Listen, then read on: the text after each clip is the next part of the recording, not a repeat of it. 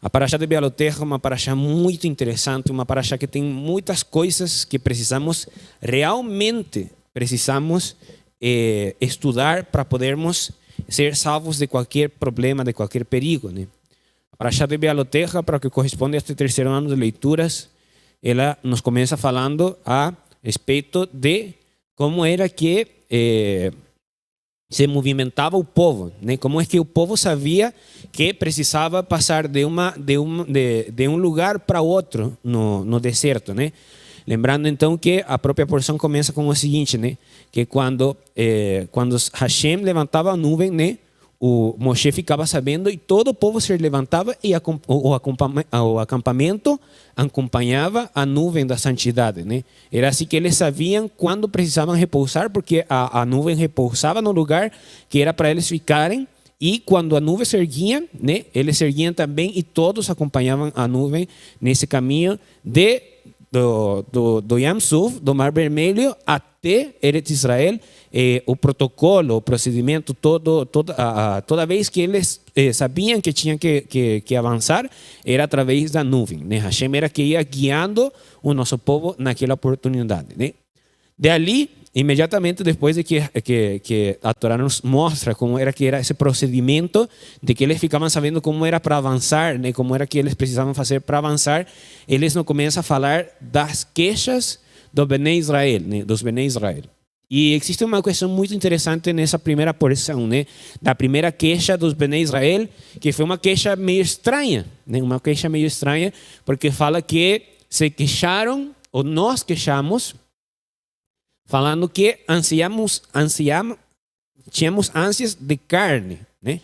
De carne que em Mitzrayim era grátis, carne, pepino, cebola, alho, um monte de coisas ali, né? Que nós, Bnei Israel, falamos naquele momento. Só que a própria Torá nos descreve que dentro dos Bnei Israel tinha outras entidades, umas outras pessoas que estavam sendo inseridas ao povo, né? Que foram esses que realmente tiveram a primeira voz, os que começaram a falar essas questões, né? Então é ali que nós temos aquela questão dos Erev Rav, né? Não sei quem se lembra dessa palavra de Erev Rav, né? Os Erev Rav são os nomes que levam aquelas pessoas que sabemos que quando os Bnei Israel saímos de Mitzrayim, muitos dos Mitzrim, ou muitas das pessoas de todos os povos que estavam em Egito, né?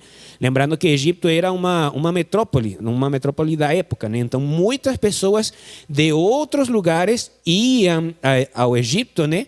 Para conseguir uma melhor vida, né? Ter algum avanço, né? Eles se aproximar de uma civilização avançada, eles recebiam esses avanços, né? Então, quando Hashem tirou os Bnei Israel de Mitzrayim com todas as grandezas, com todos os milagres que aconteceram naquele momento, muitos dos Mitzrim, muitos dos egípcios e muitas daquelas outras pessoas que eram de outros povos que viram os milagres, eles decidiram o quê?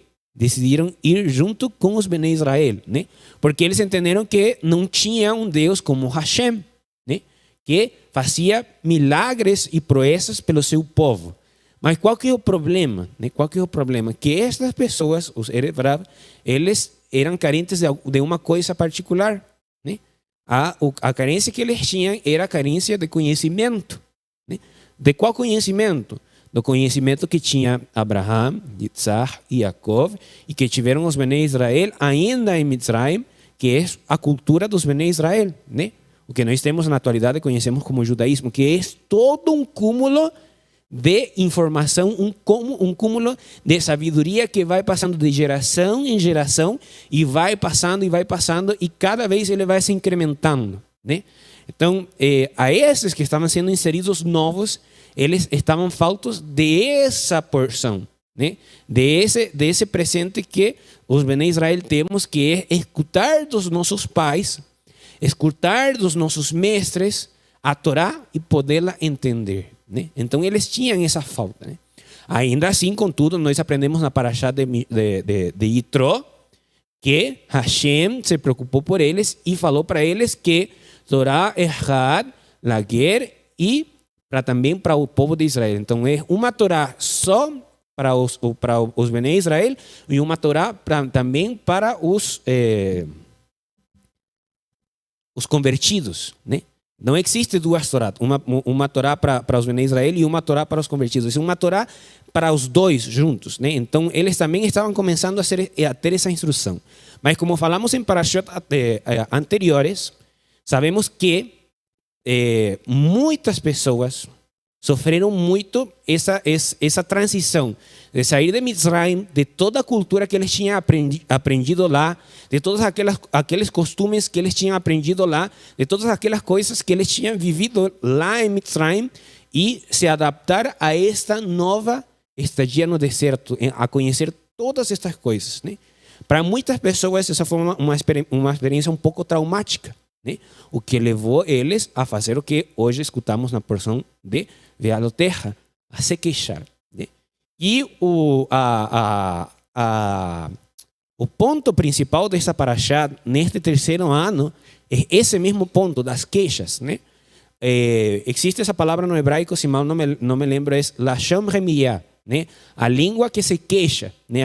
Aquela língua que tem essa capacidade, como quando nós falamos Lashon Hara, né?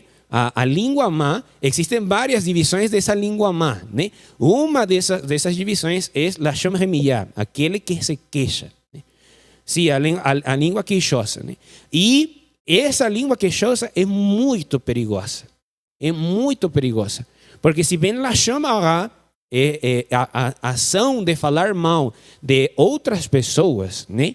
Como nós já estudamos em outras porções, especialmente na porção de Tazriá e Metzorá, que estudamos a respeito da Saraat, da lepra, falar mal de outras pessoas é ruim, né? Porque como já falamos naquela oportunidade, é utilizar o presente que Hashem nos deu para fazer o mal. Mas quando utilizamos a queixa, é pior ainda, porque estamos falando mal de mais de menos que do próprio sagrado, né? Então, quando os Bnei Israel falaram que quando se juntaram, né? Vamos falar assim, eles se juntaram, mas os simples actos deles terem participado junto e não ter corrigido aquelas pessoas que estavam dentro do povo, que não eram naturais, que estavam sendo inseridos, que estavam passando por um processo, né? Que eles estavam aprendendo. Os simples factos dos Bnei Israel não terem demonstrado a sabedoria suficiente para corrigir o erro e não se juntar ao erro foi o que causou a praga que nós vimos depois, né? Que quando Hashem viu que eles estavam consumindo das codornas, né?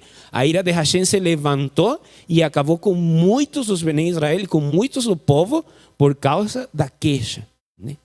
Então nós precisamos ter muito cuidado com esse tipo de ações, porque muitas vezes achamos que está faltando alguma coisa. Achamos que precisamos que o céu se abra para nos resolver os nossos problemas, né? Nos resolver as questões que nós desejamos, que o nosso coração deseja, né? Mas qual que é o problema? O sadik, o justo, ele tem que aprender da vida, ele tem que aprender das situações, a tirar o melhor das situações, ainda quando sejam obstáculos, quando sejam problemas, e convertir dessas situações ruins, dessas situações de adversidades, uma situação onde possa ser exaltado o nome do sagrado. Como o próprio Moshe fazia cada vez que ele tinha uma adversidade, ele não começava a xingar o povo, né? Nós vemos hoje que o próprio Moshe Rabbeinu, ele ficou bravo com o povo, mas ele se queixou com o povo diretamente? Não. Ele foi com Hashem e falou, viu, por que esse povo me traz tanto problema, né? Ele foi uma entidade superior para poder entender o que estava acontecendo, né? Então nós também temos que ter essa capacidade de nos sobrepor à adversidade e não nos misturarmos com o problema, né? Para finalizar esse meu primeiro comentário, né, e abrir a participação da mesa, né? Existe um midrash que exemplifica essa questão, né? Que era em uma yeshiva, né? Uma escola de estudos, né? Onde se estuda Torá e Talmud, né? Em uma oportunidade, os talmid, né, os talmidim, os estudantes e o rabino, eles estavam em uma festa, né, um dia festivo, e estavam estudando a Torá e estavam tomando vinho, né? Estavam tomando vinho, né? Estavam estudando a Torá e tomavam vinho, só que chegou um ponto onde acabou o vinho, né? E o rabino pediu para que fosse trazido mais uma garrafa, né?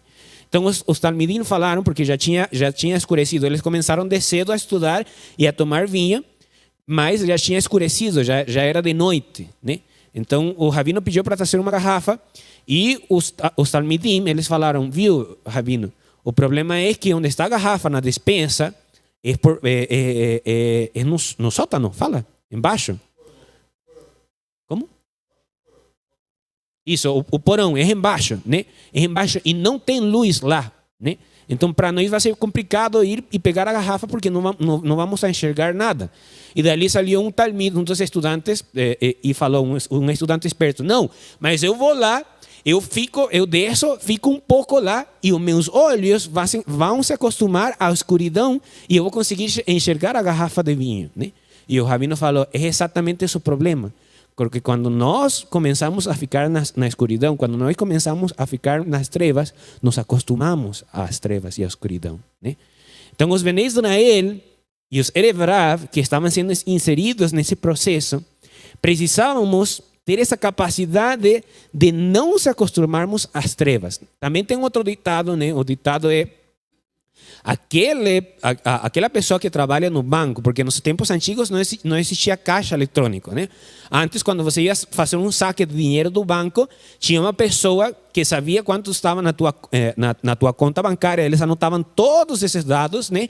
E quando você ia fazer o saque, a pessoa contava o dinheiro e entregava o dinheiro para a pessoa. Não existia essa caixa eletrônica que fazia essa questão automaticamente, né? Então falava assim que como que se chama essa pessoa? O caixa, né? Seria a pessoa que é o caixa, né? Um caixa bom, ele reconhece dinheiro pelas notas boas. Então, quando ele recebe uma nota ruim, já para ele é diferente. Nós também teríamos que ser assim, conhecer a Hashem pelas coisas boas e saber que aquela coisa diferente é uma coisa possivelmente que seja não muito produtiva, né? Então, termos essa capacidade ali. Então, com isso, eu vou finalizar a minha primeira participação e vou abrir a participação do Minyan. Shabbat Shalom. Realmente, Hanor, você tem toda a razão, essa paraxá é riquíssima. O que tem aqui de pontos que podem ser analisados, estudados e motivos de crescimento, cara, é muita coisa. Ela já começa a 1000. Quando, bem no começo mesmo desse nosso terceiro ano.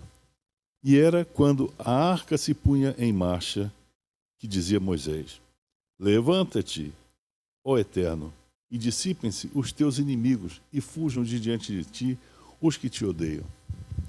Quem são aqueles que odeiam o Eterno? Os inimigos do Eterno, os inimigos da lei, os inimigos de Torá, são aqueles que gostam da escuridão. É como você falou, Hanor. Aqueles que se acostumaram com a escuridão e que gostam da escuridão. O que é a escuridão? É a liberdade da pessoa fazer o mal que bem entenda. Hoje nós temos esse tipo de gente buscando com todas as forças possíveis para que as pessoas não saiam da escuridão. Ou seja, o que é a escuridão? A escuridão é a falta de referência. A pessoa não tem referência, não sabe para onde está andando. Ela está sendo controlada, mas não sabe por quem nem como. O fato é que quando nós temos a liberdade de trocar opinião um com o outro, quando nós temos a liberdade de dizer aquilo que sentimos e achamos e pensamos, quando temos a liberdade de falar a respeito do estudo de Torá, nós estamos iluminando o mundo. Nós estamos provocando... É como aquela história do vampiro. O vampiro ele não pode ver a luz, ele fica prejudicado com a luz, ele não gosta da luz. Por quê? Porque tudo aquilo que ele faz é perversidade. O perverso, ele não gosta do conhecimento, ele não gosta do saber, ele gosta de censura. As pessoas não podem falar nada, porque assim ele pode fazer a perversidade, a maldade que ele bem entender e ninguém vai saber. A pessoa simplesmente vai ser vítima de uma perversidade, uma maldade, sem fazer nem ideia do que esteja sofrendo aquilo. Então, é o que Moisés exatamente falava aqui. Levanta-te, Eterno, dissipem-se os teus inimigos e fujam de diante de ti os que te odeiam. Os que te odeiam são aqueles que odeiam o povo santo, o povo de Israel. Ama Israel. Nós somos aqueles que somos odiados pelos perversos. Nós somos abençoados pelos bons e amaldiçoados pelos perversos. E esses perversos que nos amaldiçoam são aqueles que serão amaldiçoados de uma forma muito cruel, de uma forma muito ruim e muito difícil para eles. Isso está acontecendo hoje. Hoje nós estamos vendo acontecer exatamente isso. A luta do bem contra o mal, a luta da luz contra a escuridão. Shabbat Shalom. Shabbat Shalom. Shabbat Shalom a todos os nossos amigos que estão presentes aqui na sinagoga, os da mesa, né, o Hanor, e a nossos amigos que estão do outro lado também nos acompanhando, né? Desde ontem do Kabbalat até agora estão conosco aí, que sejam sempre bem-vindos, né? Esse momento agora dos comentários dessa porção, como já foi comentado aí, mencionado, que é uma porção muito interessante, né? E traz para nós a lembrança de que nós devemos sempre confiar em Hashem, independente de tudo, né? A confiança, né? A fé, a emuná, a confiança, bitahon, a confiança em Hashem. Nós vimos que por um breve momento, até mesmo Moshe passou por isso, né? Que ele, apesar de ser o homem, o maior profeta, né? Entre todos os profetas de Israel, até hoje não se levantou um igual a ele. Por um instante ele meio que desequilibrou, né, na confiança, fraqueou, né?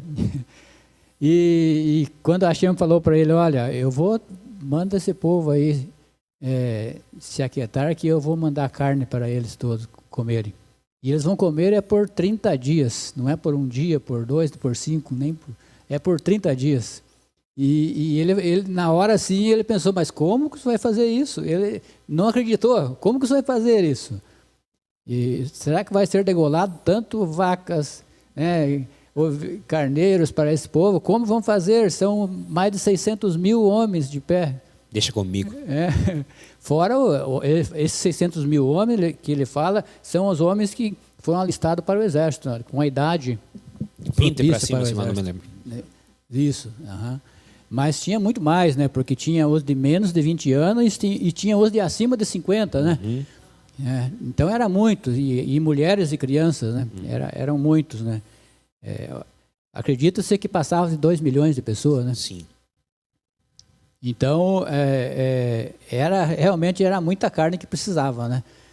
E Hashem falou, mas por acaso o poder do Eterno é curto, é pequeno, né?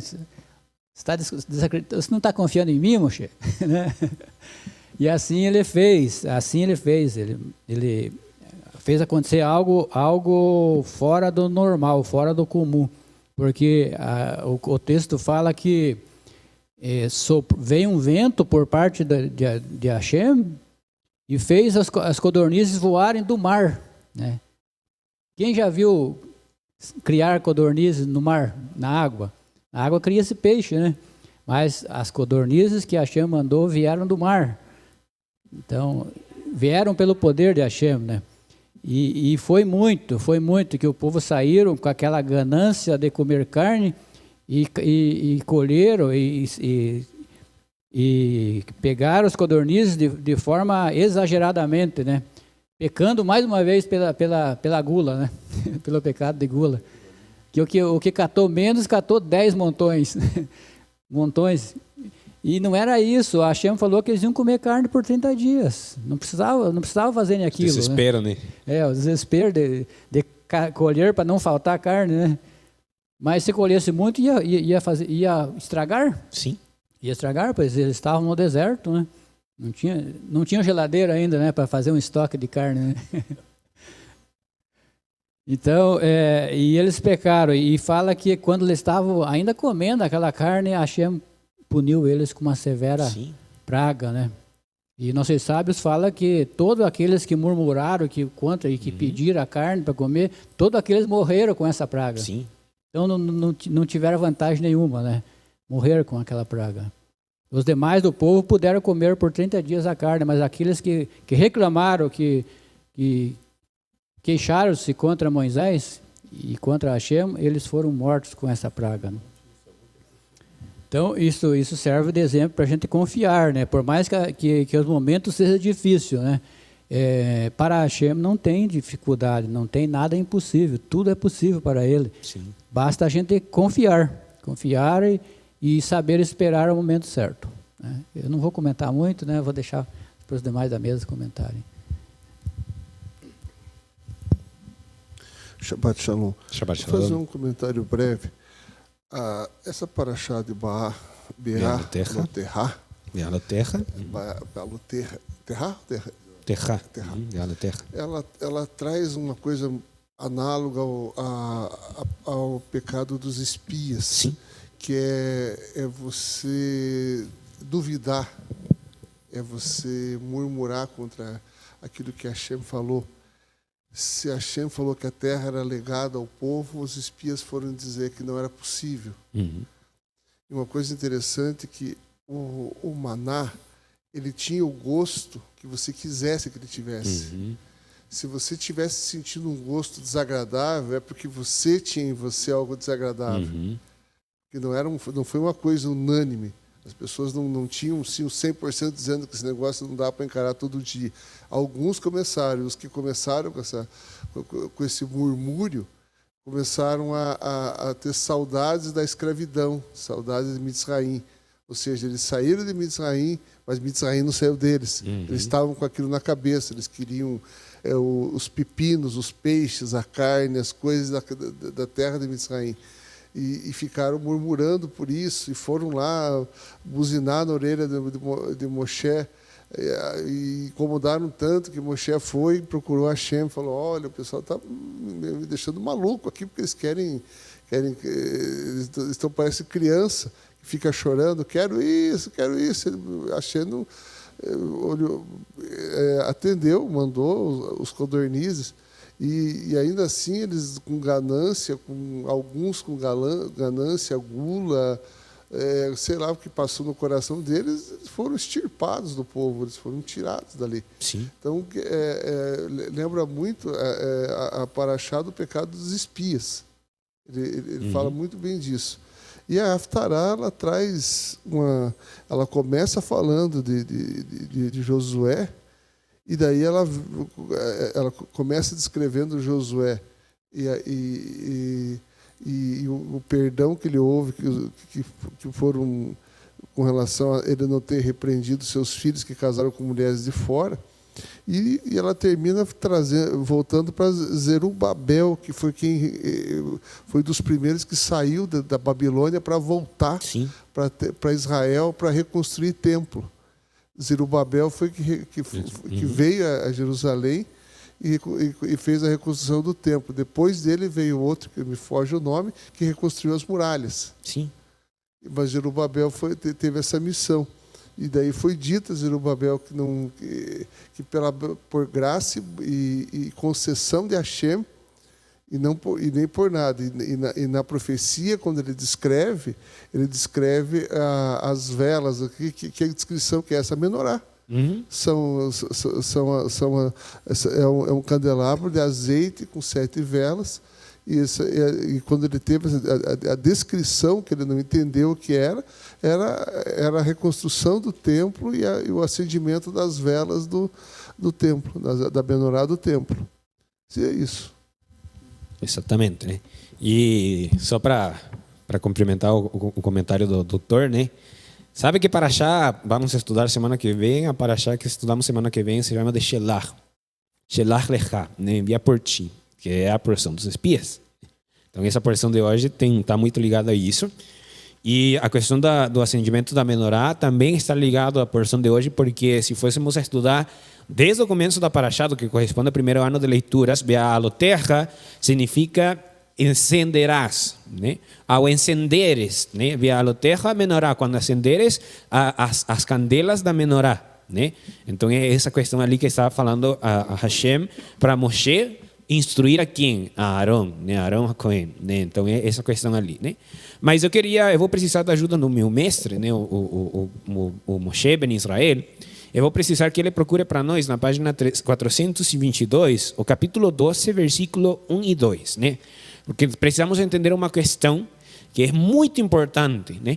Que tem que ver com outro tema principal da porção, né? Se o primeiro tema, o tema da energia negativa é a queixa, essa questão de murmurar contra Hashem e contra o povo e contra as pessoas, o contrário a isso, que a energia positiva da porção de hoje é a humildade, né? Então, como nós vemos a humildade nessa porção? Então, vamos a ler ali então o capítulo 12, versículo 1 e 2, por gentileza.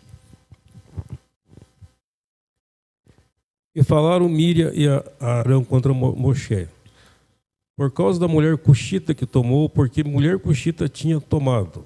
E disseram, porventura somente com Moshe falou o Eterno? Certamente também conosco falou, e ouviu o Eterno. Isso, exatamente. Então vemos aqui uma questão interessantíssima e precisamos analisar bem esses dois versículos. Precisam ser bem analisados para podermos tirar muito conhecimento desses dois versículos em particular, né? Primeiro precisamos entender quem era Arão, quem era Miriam e quem era Moshe. E mais do que nada, num primeiro momento, eles eram irmãos, né? Eles nasceram da mesma mãe e do mesmo pai, eram irmãos. E a mais velha era Miriam, né? Depois era Arão e por último tínhamos a Moshe, né? E eles três eram irmãos, né? Só que também precisamos entender a história deles antes deste momento. Arão e Miriam, eles sempre se mantiveram juntos com os seus pais e junto com o povo de Israel, com os Bnei Israel. Moshe Rabbeinu, ele por circunstâncias da vida, né, e do plano do sagrado, ele foi afastado do povo, né? Ele teve que se juntar aos egípcios, né?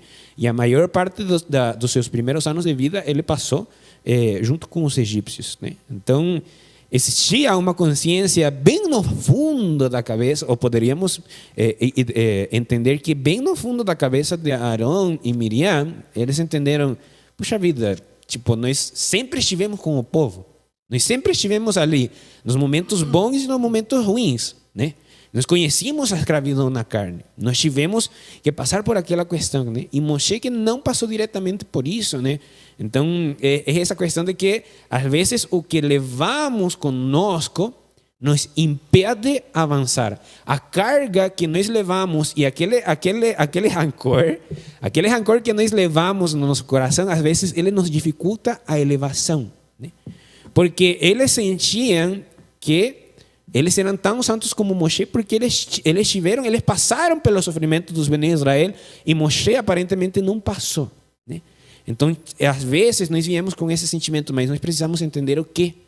Que Moshe era humilde. E para isso vou precisar também ajuda mais uma vez do meu mestre Moshe, né? Que ele leia para nós então o seguinte versículo, que é o capítulo 12, versículo 3, por gentileza.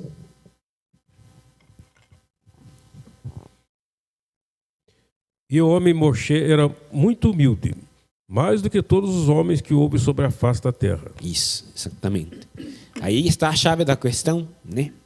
Então, ainda que ele não passou por tudo, a humildade de Moshe era tão grande que a proximidade com Hashem, para ele era muito mais fácil ascender por toda essa carga que ele não estava carregando, era mais liviano para ele poder avançar, né?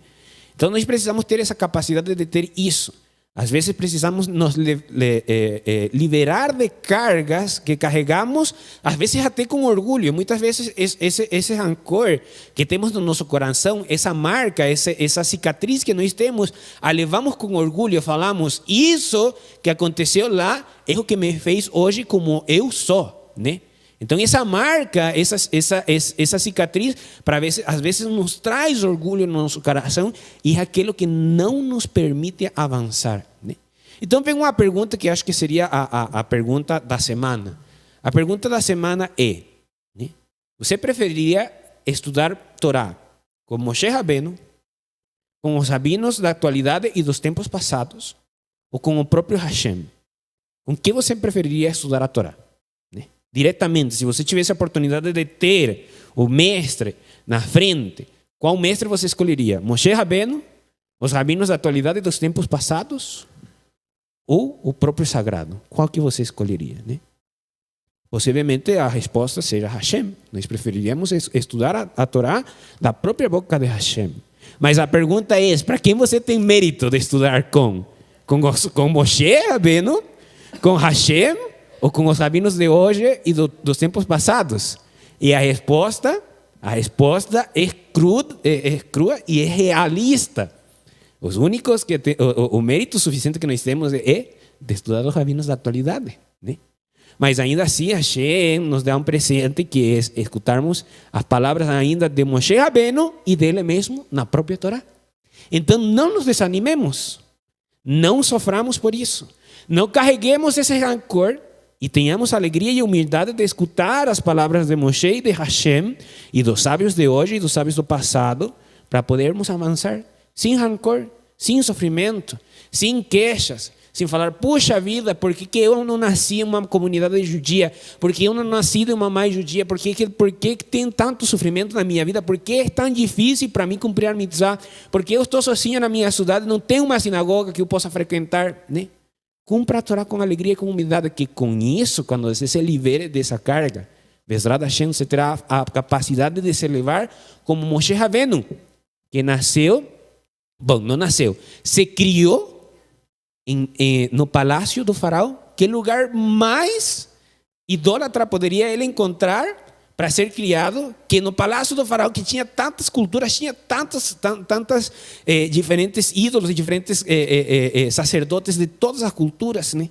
Então, ainda assim, com a humildade de Moshe, ele conseguiu se elevar e receber a Torá de quem? Dos mestres da época, dele mesmo, de Hashem. A humildade o levou a esse nível, né? E mais uma coisa para finalizar também é a questão de termos a capacidade de, como Moshe Rabbeinu, passar um pouco do nosso conhecimento aos outros, né? Às vezes por necessidade, né? Às vezes Hashem nos coloca numa situação onde precisamos levar nós à frente, precisamos lutar e precisamos guiar as pessoas. Mas vai chegar um momento, Bezrat Hashem, terá um momento de que outras pessoas também tenham a capacidade de se levantar e nos ajudar nesse caminho, como aconteceu com Moshe Rabbeinu, quando Moshe Rabbeinu falou para Hashem, viu, o que eu faço? Como entrego carne para tanta gente? Como vou fazer? E dali a primeira coisa que Hashem falou, não, junta os 70 anciões dos mais grandes dos Bnei Israel, junta-os e eles vão receber uma porção do teu conhecimento, né? Então, Bezrat Hashem, nós tenhamos a oportunidade de fazer isso também, de termos a oportunidade de reproduzir o nosso conhecimento, de que mais pessoas também tenham essa capacidade de se aproximar de Hashem, né? Então, com isso, acho que podemos... Sim, pode fazer. Shabbat Shalom. Shabbat Shalom. En el capítulo 11 fala de que después de la queja de Moisés a Hashem como fase, entonces Hashem le falou, llama a 70 ancianos Anciões. para él distribuir la carga entre ellos y el espíritu de Moshe sobre ellos. Pero entonces no entiendo porque después fala que son 72 ancianos. Não, esses dois a mais, né? É que essa questão é que eles formavam parte dos 70, só que a própria Torá ele fala que eles não saíram ao chamado, eles ficaram no acampamento, mas ainda assim eles receberam Estavam profetizando isso, eles, que mas Moshe ia morrer e que Josué ia ser o próximo a substituí-lo. Sim, essa é uma questão do Midrash, né? A Torá ela fala assim que chegou nos ouvidos de Moshe e de Yoshua bin Nun que esses dois que ou seja, não saíram do acampamento para receber o Ruach, o espírito, né, de Moshe, eles ficaram nas suas tendas, mas contudo eles receberam a questão, né? E eles começaram a profetizar. Na Torá não se especifica o que eles estavam profetizando, o que eles estavam falando e por que foi que Yoshua bin Nun falou para eles, para Moshe, que os botasse na cárcere, ou seja, que que fuesen presos, né? Então o Midrash e os sábios nos explicam que a profecia que estes dois estavam fazendo era que Moshe Rabbeinu ia falecer no deserto e que Yehoshua ben Nun, o próprio Yehoshua ben Nun, tomaria esse cargo de Moshe Rabbeinu. E isso levou a ira ao próprio Yehoshua ben Nun, porque, mais uma vez, também Yehoshua ben Nun, como Talmid, como estudante de Moshe Rabbeinu, ele tinha aprendido humildade e ele falou: eu não tenho a capacidade de levar o povo para frente. Se Moshe não está conseguindo, imagina eu. Né? Ele se achou nesse aperto e falou: viu, estão falando bobagem, estão falando uma coisa que não tem nada a ver. Né? E dali Moshe falou aquela palavra, aquela frase histórica, né? Tomara, porque seria muito bom que todos como eles, todos os Bnei Israel, tivessem essa capacidade. Né? Então, é isso.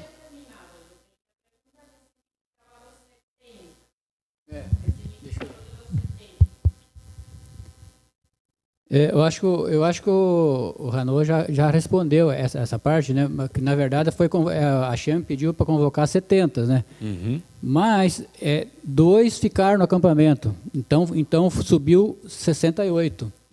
68 subiram, né? E faltou os 2. Os 2 não saíram do acampamento. Mas mesmo lá eles foram visitados pelo Espírito de Hashem e profetizaram lá. Aí veio a dúvida, porque ninguém estava autorizado a profetizar a não ser Moshe, né? Então eles falaram: então eles não podem, estão fazendo errado, porque eles não podem fazer isso. Como vão profetizar sem autoridade? Sim, né? sim. Mas o povo não sabia que eles estavam entre os chamados por Moshe, que foi determinado por Deus, Hashem. por Hashem. Uhum. E que mesmo eles não estando presentes lá, com Moshe, eles receberam a porção do Espírito de Moshe, né? Lá no acampamento. Uhum. Sim. É isso aí. Exatamente. Podemos ir, se não tiver mais algum comentário, claro, né? Se não tiver mais algum comentário, podemos ir nos preparando para o Kiddush de Shabbat, né? Só para finalizarmos, eu queria deixar um presente aqui para todos que estão ouvindo hoje esta porção de Vealoterra. A porção de Vealoterra, além de todas as coisas que já estudamos, ela tem um presente muito profundo, né? E uma questão muito interessante, que quando eu fazia a leitura da porção, né? Quando estava acompanhando a leitura da porção, chegava a ser de arrepiar, né? Que se fala aqui no português, né? Chegava a ser de arrepiar, porque nesse momento do que o Moshe Ben Israel nos fez a leitura, né? De quando Miriam e Arão se levantaram para falar com Moshe, é uma questão muito importante na história dos Bnei Israel, porque eram os 3 mais grandes do povo, sabe? Eram os 3 mais grandes do povo, eram os representantes máximos dos Bnei Israel, né? E nesse momento aconteceu algo muito importante, né? Que é o segredo da refuá, né? Os sábios nos ensinam desse parágrafo, né? Do capítulo 12, versículo 13. Esse parágrafo é utilizado até nos nossos dias para o acesso da refuá Shlema, né? Que esse parágrafo diz assim, na página 423, capítulo 12, versículo 13, diz assim: e clamou Moshe a Hashem dizendo: Elohim, rogo-te, cura, né? Então essa frase no hebraico ainda nos nossos dias é utilizado para trazer a refuá Shlema para as pessoas, né?